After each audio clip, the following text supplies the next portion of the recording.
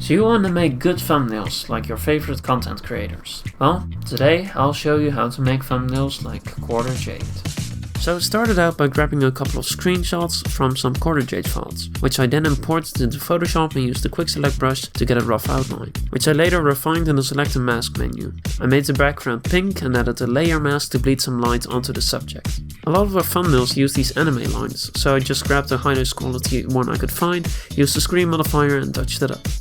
As for the secondary element in the thumbnail, I chose to include the new Valorant agent Fade. Masking her was a bit of a chore since Photoshop did not enjoy all the block coloring and edges, so I had to do a lot of touch-ups. I then chose to include some heart emojis for the background elements, which is surrounded Fade with and then blurred. Jodi's thumbnails are filled with these kinds of elements, so don't skip out on them. Finally, I gave Jodi and Fade a ton of extra sharpness to increase visibility at the size of a thumbnail.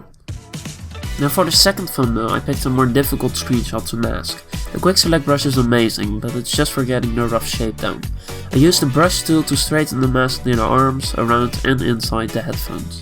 I then used the refined edge brush to mask out hair without getting any of the background in the final image. Usually I add a layer mask to blend edges, until I figured out it's an option at the bottom of the menu. As you can see, I grabbed an image of John, aka Masayoshi, and applied the same technique. I once again used the Valorant screenshot as the background, just like in the majority of Jodi's thumbnail. I then adjusted the levels on Jodi to make her look more vibrant and natural in the image. Additive layer masks, painting and edge lighting. I even tried giving Jodi Reina cosplay, but no luck.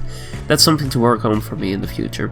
For the background element, I used the Valorant 6 scale icon, skewed it to make it look more three-dimensional, and sharpened all the foreground elements. Some final coloring, and here it is. For the final image, to continue the tradition, I chose to recreate a pre-existing thumbnail on the channel, namely the Best of September one.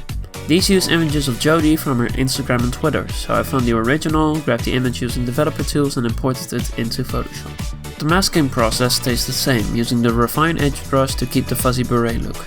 For the text, I found a similar looking font named Galliana, which I gave a more 3D look by adding a gradient overlay later in the timelapse, a drop shadow with a darker color than the text, and finally a black stroke around the entire smart layer, as to prevent the stroke from covering the drop shadow. As you can tell, I got a bit confused. I left Jodi on the top layer, also misremembering September as December.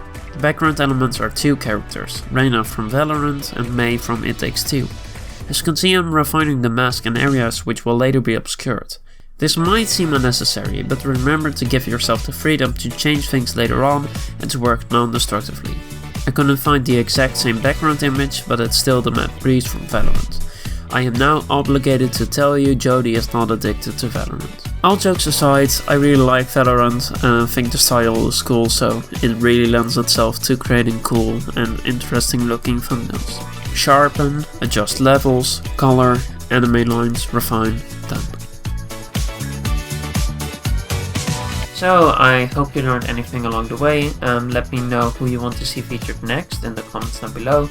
Leave a like if you like this video, subscribe if you want to see more of these types of videos.